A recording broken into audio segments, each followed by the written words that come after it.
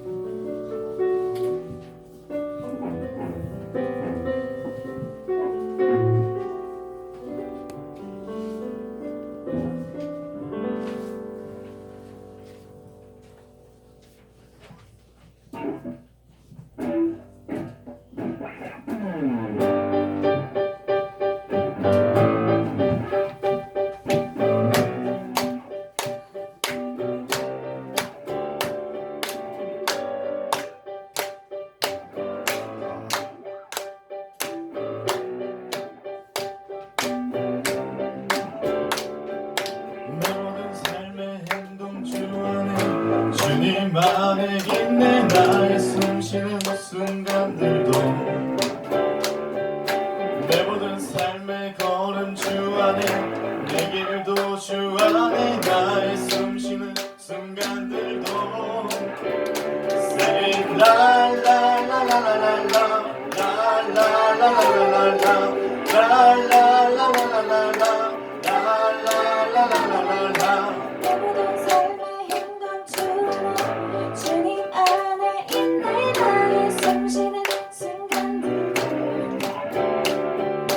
내 모든 삶의 걸음 주 안에 내 길도 주 안에 나의 숨쉬는 순간들도 Say la la la la la la la la la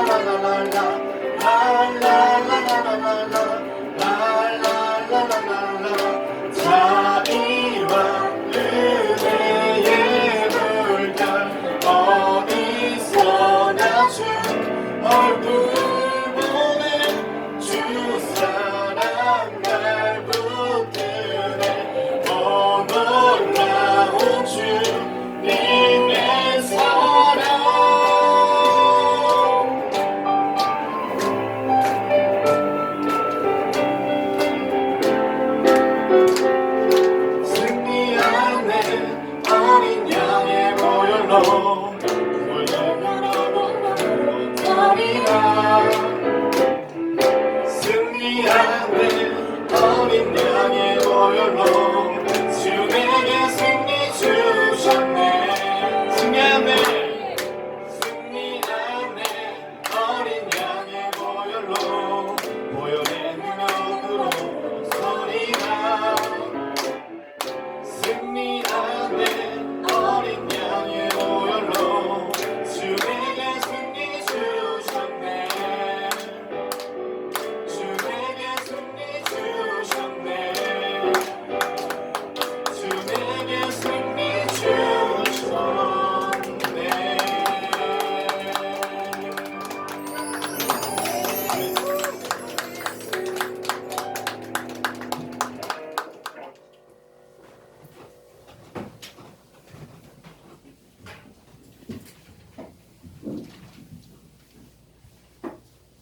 준비를 아주 많이 했군요. 우리 청년들이 준비를 많이 했어요. 승리하리라. 네.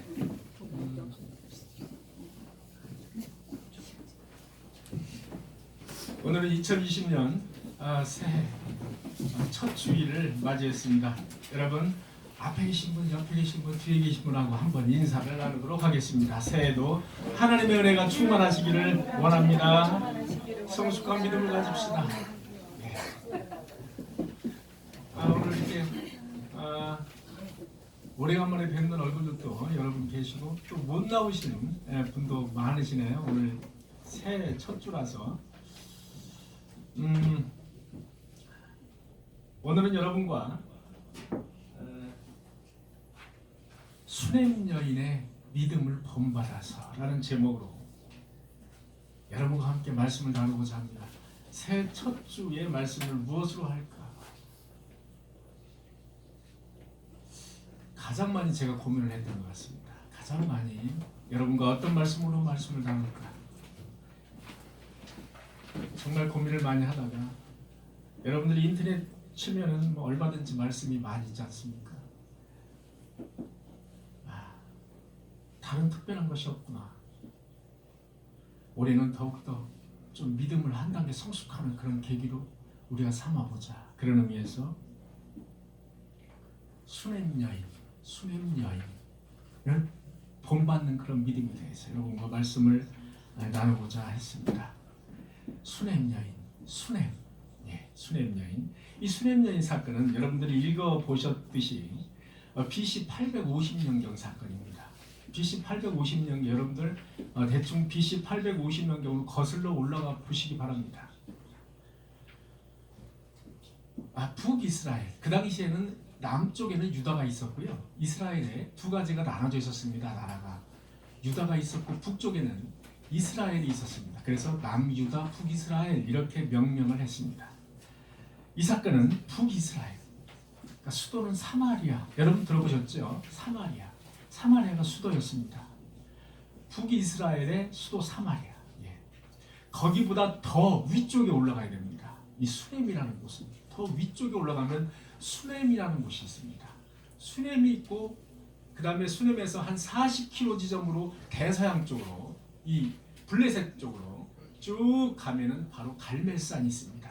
그래서 갈멜산과 수넴은 약 40km 정도 떨어져 있다 이렇게 보시면 되겠습니다. 거기에 이제 엘리야 선지자의 뒤를 이은 엘리사 선지자라는 사람이 있었습니다. 엘리사 많이 들어보셨죠, 여러분? 엘리야 선지자도 많이 들어보셨고 엘리사도 들어보셨죠. 이 수넴 지방에 하나님을 잘 섬기고 있던 귀한 여인이 있었다. 이렇게 성경은 말하고 있습니다. 성경에서 번역한 이 귀한 여인. 이 귀한 여인은 히브리어를 제가 보니까 귀한 여인이 히브리어로 뭐 어떻게 나와 있는가 한번 찾아봤습니다. 봤더니 게돌라 이슈아는 이제 여자보로 이슈아라고 합니다. 이 게돌라가 또 무슨 뜻인지 원어를 찾아보니까 게돌라는 위대한이라는 뜻입니다. 우리나라 말로 이제 번역을 귀하다 이렇게 아주 추상적으로 번역을 해봤습니다만 히브리 원어는 위대한 여인이다. 게돌라 이슈아 이렇게 되어 있습니다. 이 영어를 찾아봤습니다. 영어에는 역시 귀함이라는 뜻이 great woman 이렇게 되어 있습니다. 귀함이 약간 다르죠? 뜻이 great라는 단어를 썼습니다. 이 단어는 이 게돌라라는 단어를 쓴 것은 성경을 통틀어서 여인에게 게돌라라는 단어를 쓴 것이 바로 수냄 여인 한 사람뿐입니다. 마리아에게도 게돌라라는 명칭을 쓰지 않았습니다. 그만큼 수냄 여인의 믿음이 매우 좋고 수냄 여인의 믿음을 우리가 본받아야 된다. 딱 한 번 수냄 여인, 게돌라라는 명칭을 수냄이 가져간 겁니다. 수냄 여인이. 특히 수냄 여인은 상류층 대부분의 사람들이 섬겼던 그 당시에 섬겼던 바알신. 그 당시에는 여호와 하나님을 섬기지 않았습니다. 사람들이 전통적으로 바알신 황소를 뒤집었습니다. 황소 같은 그런 바알신을 섬겼습니다. 그런 그 대부분의 바알신을 섬긴 특히 상류층들 바알신을 섬겼는데 이 수냄 여인은 여호와 하나님을 섬겼다는 겁니다. 그래서 그레이트 우먼이다. 그래서 대부분 돈 좀 있고 권력이 있고 명예가 있으면 하나님을 찾지 않습니다. 여러분 우리가 사는 이 세상에 대부분 여러분 우리는 이제 보통 범인이라고 하지 않습니까? 평범한 사람들. 그러나 한 단계, 두 단계, 세 단계 우리보다 잘 살고 명예 있고 권력 있는 사람들을 들여다보면 그 사람들은 그렇지 않은 사람도 물론 있습니다만은 대부분의 사람들은 자기가 권력이 있고 돈이 많으면 하나님을 의지하지 않는 경향이 아주 많다는 거죠. 자신에게 스스로 내가 스스로 성공한 사람이기 때문에 내 자신을 믿는 겁니다. 그런 사람들이 대부분이다 보시면 됩니다. 당시 엘리야와는 달리 엘리사는 상당히 공개적인 활동을 많이 한 사람입니다. 그래서 이 수냄 지방, 그 북이스라엘의 그 사마리아를 중심으로 해서 수냄을 왔다 갔다 하면서 이스라엘을 전역을 돌면서 순찰도 하고 뭐 그랬던 정권 실세와도 가깝게 지내는 그런 사람이 바로 엘리사다 이렇게 보시면 됩니다. 그러니까 정치권 핵심들과 상당히 가까웠다 이렇게 이제 배경을 보시면 되겠습니다. 자, 수냄 여인은 9절에서 자기 남편에게 말을 합니다. 항상 우리 옆을 지나다니는 이 사람은 하나님의 거룩한 사람인 줄을 내가 아나이다. 문 좀 열어주세요. 예, 이 사람은 내가 거룩한 사람인 줄 내가 압니다. 자, 9절의 말씀 다시 한번 보겠습니다. 수냄 여인은 남편에게 이렇게 말을 합니다. 항상 우리 옆을 지나다니는 이 사람이 누구예요? 엘리사. 네, 엘리사가 하나님의 거룩한 사람인 것을 내가 압니다. 자, 수냄 여인은 영적인 분별력이 있는 사람이었습니다. 수냄 여인은 영적 분별력이 있는 여인이었다. 아주 중요한 내용입니다. 왜냐? 여러분, 아담의 아내 이브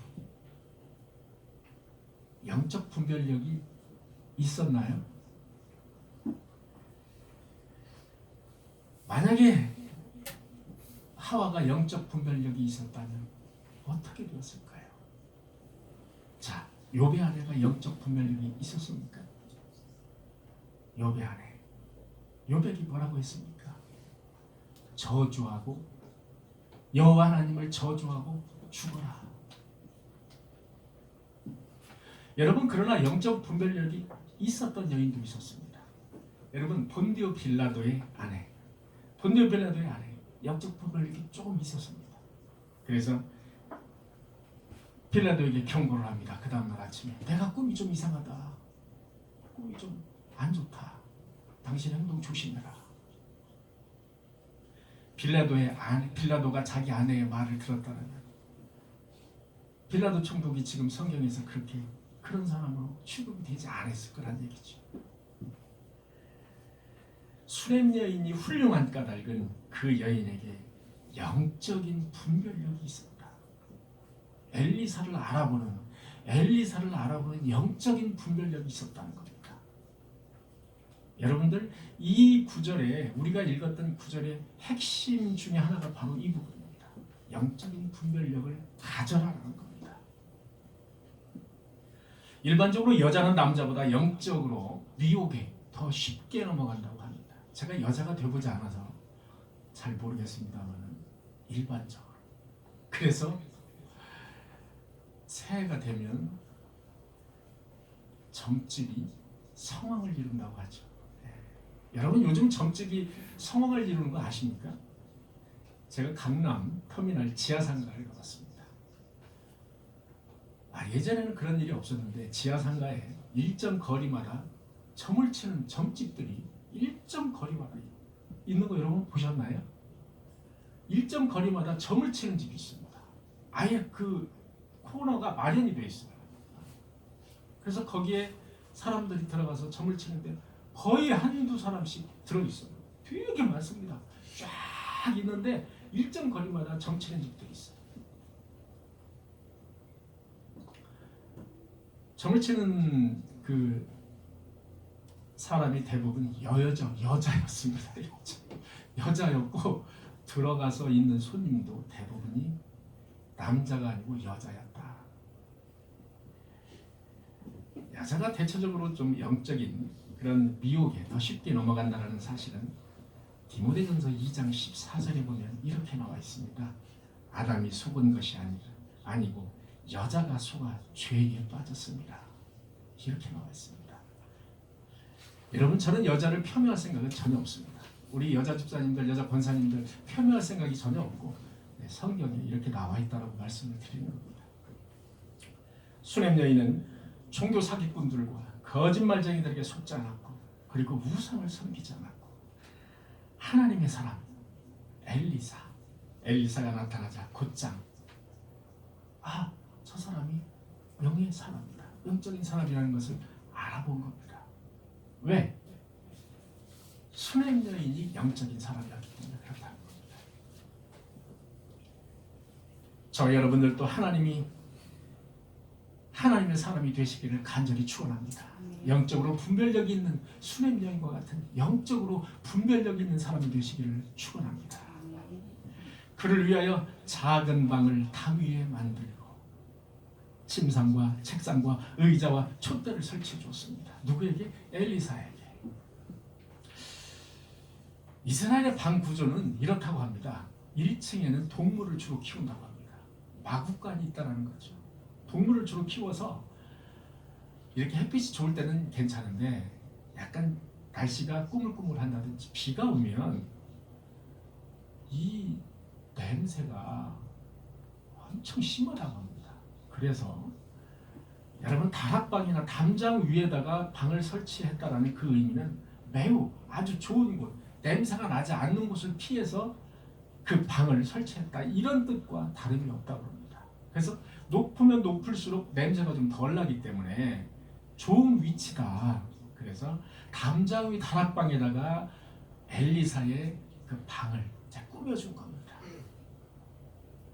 하루는 엘리사가 그 방에서 쉬다가 수렘 여인에게 아주 너무나 고맙지 않습니까? 고마움을 느꼈던지 수렘 여인에게 당신의 소원을 내가 들어주고 싶다, 소원이 무엇입니까? 물어봤습니다. 그러나 수렘 여인은 나는 소원 같은 것이 없습니다. 그저 백성들과 함께 섞여서 살면 됩니다. 나는 지금에 만족합니다. 그 당시 멜리사는 왕이라든지 군사령관 이런 사람들하고 친하게 지냈어, 가깝게 지냈습니다. 그래서 그들에게 말해서 무언가 부탁을 들어주려고 했습니다. 그런데 수렘 여인은 완곡하게 거절을 했습니다. 당시의 왕과 군사령관은 고대 국가에서 가장 권력이 막강했다. 그런 신분에 위치해 있는 사람들이 바로 왕과 군사령관. 지금도 사실은 권력이 상당히 위치해 있는 거죠. 결국 엘리사는 이 여인이 풍족하기는 하나 무언가 부족한 게 있는지 이제 자기의 종에게 이제 물어봅니다. 그랬더니 사환이 이렇게 이야기를 합니다. 그 수냄 여인은 남편이 늙었고 부인은 아들이 없습니다. 이렇게 이야기합니다.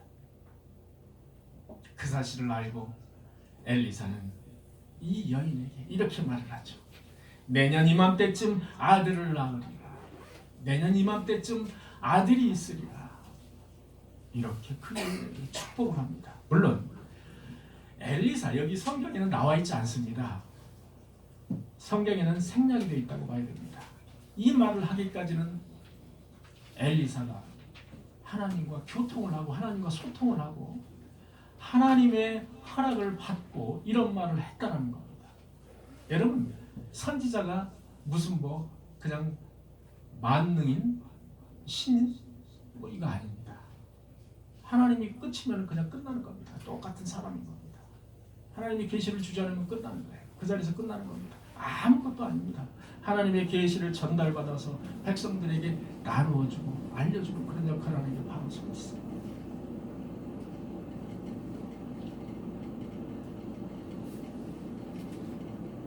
아들을 낳으리라. 성경 전체를 거쳐가지고 여러분 사라 아시죠? 한나 아들을 낳지 못해서 아들을 낳기를 강구하는 아들을 낳기를 바랐으나 아들이 없었다. 자식이 없었다. 사라와 한나같이 아기가 없었던 사람들에게 태를 열어주시는 축복. 그 축복은 하나님의 엄청나게 큰 은혜이고 영적으로 궁핍한 여인들을 위한 하나님의 최고의 선물이다. 최고의 선물이었습니다. 수냄 여인은 하나님의 축복을 받아 그 다음 해에 아들을 낳게 되었습니다. 기적과도 같은 일이죠.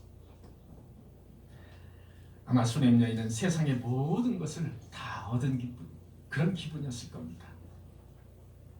하나님의 사랑을 확신하는 그 계기가 되었을 겁니다. 여러분, 아브라함과 그리고 사라의 관계에서 아브라함이 애초부터 믿음이 있었던 것이 아닙니다.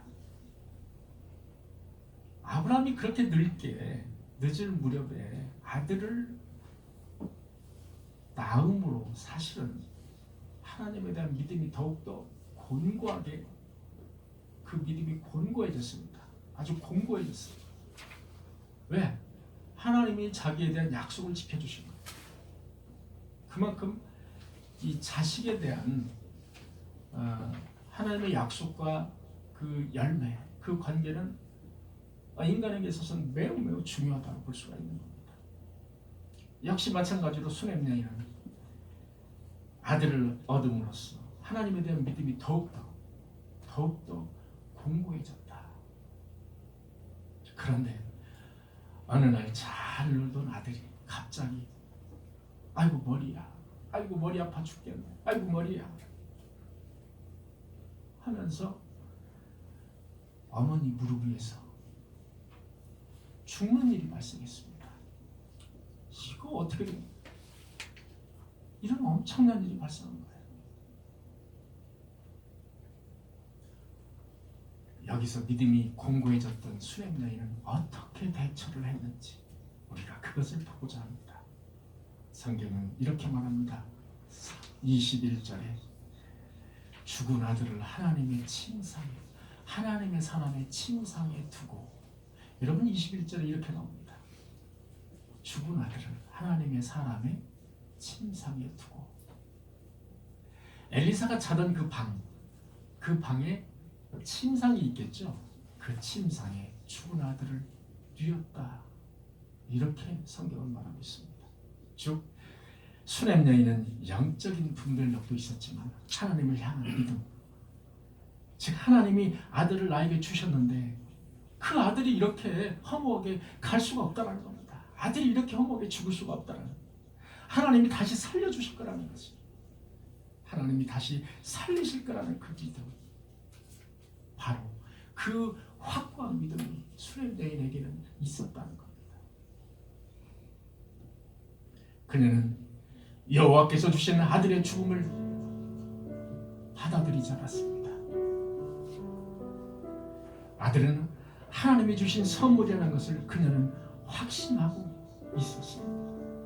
아들의 죽음을 인정하려 하지 않았습니다.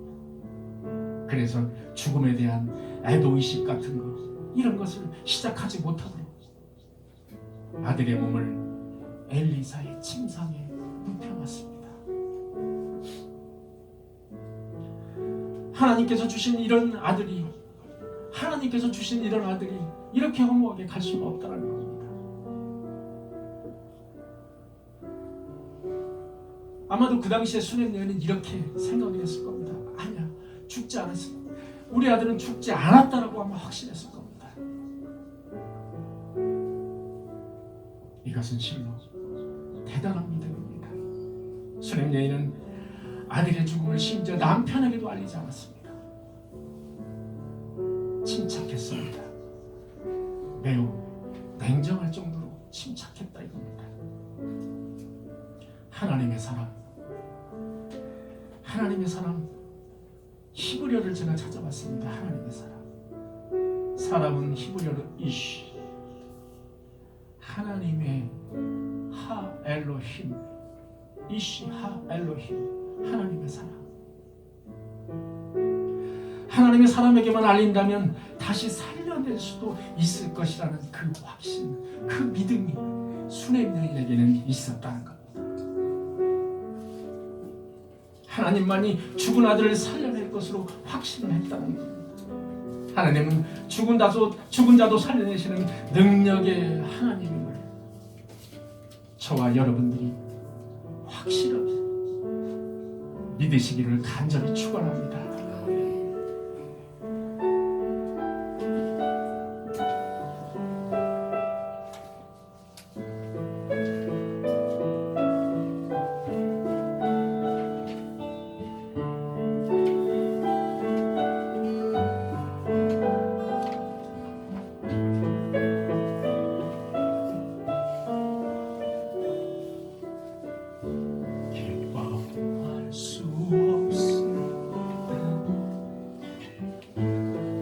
항상 기뻐하고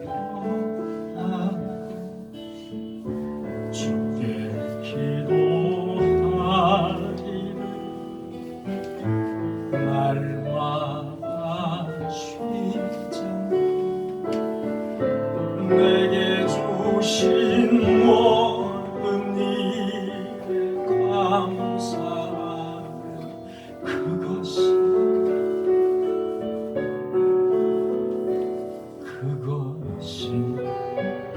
하나님의 뜻이라.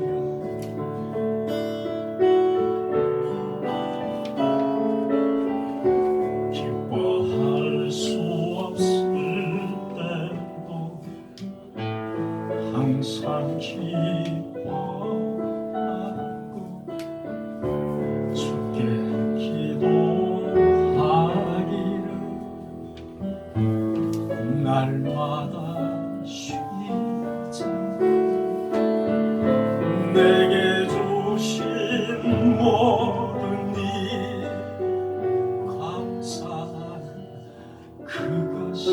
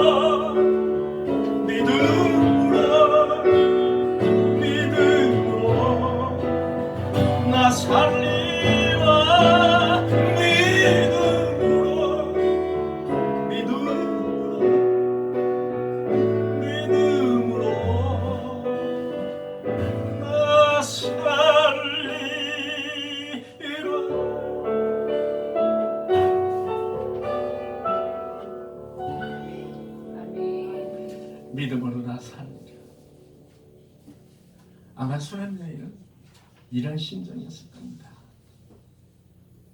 여러분, 여러분의 어린 자녀가 이렇게 여러분의 무릎 위에서 아이고 머리야 하면서 죽었다면 여러분들 어떻게 하셨겠습니까? 아니, 여러분 지금 어떻게 하시겠습니까? 자, 예배드리고 있는데 전화가 왔습니다. 아이고, 문자가 왔습니다. 내가 사랑하는 자녀가 지금 죽어서 병원에 이송하고 있다. 이런 문자가 왔다. 전화가 왔다. 여러분들 어떻게 하시겠습니까? 아이고 내 새끼야. 아이고 큰일 났네. 여러분 울고불고 까무러치고 졸도하고 우리가 흔히 볼 수 있는 그런 겁니다. 저도 그럴 겁니다. 저도. 여기 막내 딸이 송세연인데요. 얘가 아주 어렸을 때입니다. 아주 어렸을 때 저희 고향이 충남 홍성 광천인데 이제 내려갔습니다. 내려갔는데 제가 이제 같이 모여서 식구들이 아침을 이제 먹으려고 이렇게 모여 있었습니다. 그런데 이제 얘가 이제 없는 거예요. 없는데 저희 집이 조금 높습니다. 높은데 그 밑에는 이제 아주 차가 다니는 그 도로입니다. 그런데 갑자기 차가 끽 소리가 나는 거예요. 그런데 가장 먼저 저의 직감은 뭐였냐? 아, 얘가 밑으로 내려가서 사고가 났다. 이 직감이 가장 저에게 탁 왔습니다. 아마 거기에 모였던 다른 분들은 다 그냥 식사를 하시느라고 별로 그렇게 관심을 갖지 못했을 수도 있어요. 제가 당시에 이렇게 약간 정신이 혼미해지더라고요. 혼미해지면서 저도 모르게 그냥 벌떡 일어나가지고 그게 아마 1초, 2초 정도밖에 안 됐을 겁니다. 뛰어내려갔어요. 근데 없는 거예요. 차가 어떻게 끼 소리를 내긴 했는데 얘가 없는 거예요. 그래서 어디에 있나 하고 사방을 훑어서 찾아봤더니 그때 당시에 저희 아버지가 저희 집에서 사슴목장을 했습니다. 이 사슴목장 위에서 내려오는 겁니다.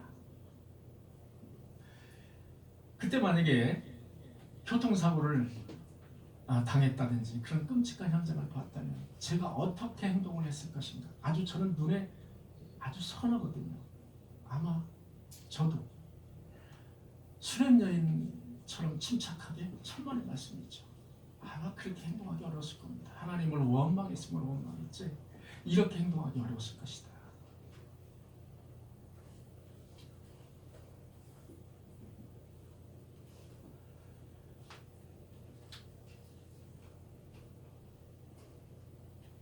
수렘 여인은 신앙인으로서 믿음을 가진 자로서 매우 침착했습니다. 자기 아들이 죽었음에도 불구하고 당황하지 않았습니다. 여인은 죽은 그 아들의 몸을 엘리사의 침대에 뉘었습니다. 여러분 성경 원어를 찾아보니까 거기에 뭐라고 되어 있느냐? 이 죽은 아들에 대해서 죽은 아들 이렇게 되어 있지 않습니다. 그냥 아들로 되어 있습니다. 아들이요 히브리어로 벤입니다. 벤 아들로 되어 있습니다. 성경도 죽은 아들로 취급하지 않았습니다.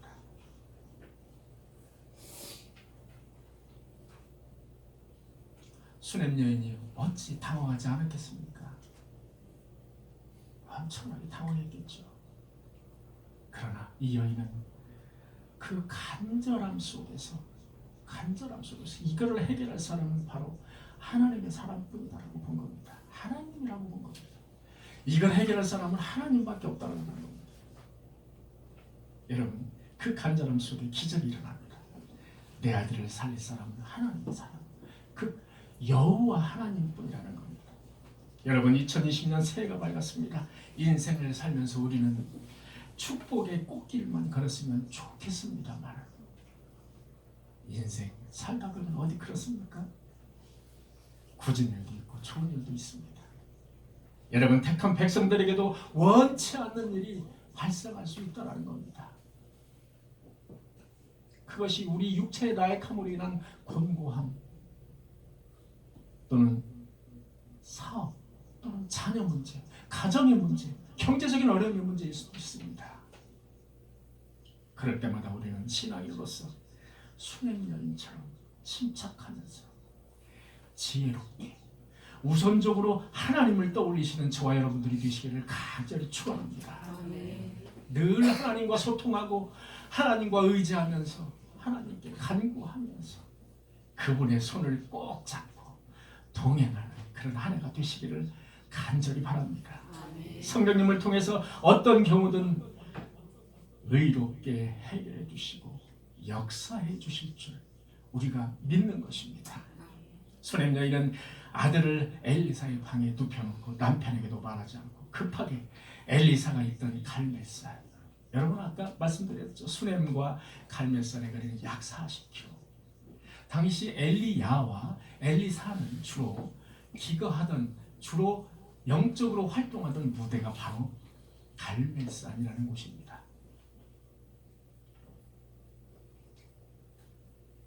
수냄 여인은 한 걸음에 남편에게도 말하지 않고 나귀와 종 한 사환을 하나 불러달라고 해서 갈멜산으로 곧바로 한 걸음에 달려갑니다. 엘리사에게 다다른 수냄 여인은 존경의 표시로 엘리사의 발을 끼워안습니다. 당황하지 않습니다. 엘리사에게 무슨 하소연을 하지도 않는 겁니다. 내 아들이 죽었습니다. 하소연하지 않습니다. 조용히 가서 엘리사의 발을 꼭 끼워놨습니다. 엘리사는 수냄 여인의 아들이 죽었다는 사실을 모르고 있는 겁니다. 여러분 알 것 같죠? 모르고 있었다는 겁니다. 왜? 하나님이 계시 주시지 않았기 때문에. 하나님이 계시 주시지 않으면 엘리사든 엘리야든 아무것도 아닙니다. 계시가 끝나는 순간 아무것도 아니라는 겁니다. 하나님이 계시가 있어야 알 수 있는 그런 인간일 뿐입니다. 엘리사는 수냄 여인의 아들이 죽었다는 사실을 몰랐습니다. 30절 보시면 아이의 어머니가 이르되 수냄 여인이 이르되 여호와께서 살아계심과 당신의 영혼이 살아계심을 두고 맹세하노니 내가 당신을 떠나지 아니하리라. 엘리사가 이에 일어나 여인을 따라가니라. 내가 당신을 떠나지 아니하리라. 내가 당신을 떠나지 아니하리라. 이렇게 완곡한 표현으로 되어 있습니다만 이 부분은 내가 당신을 절대로 떠나지 않겠습니다. 살려주기 전에는 이 얘기입니다. 내가 당신을 절대로 떠나지 않습니다. 살려주십시오. 이 얘기가 여기에 행간에 숨어 있는 겁니다.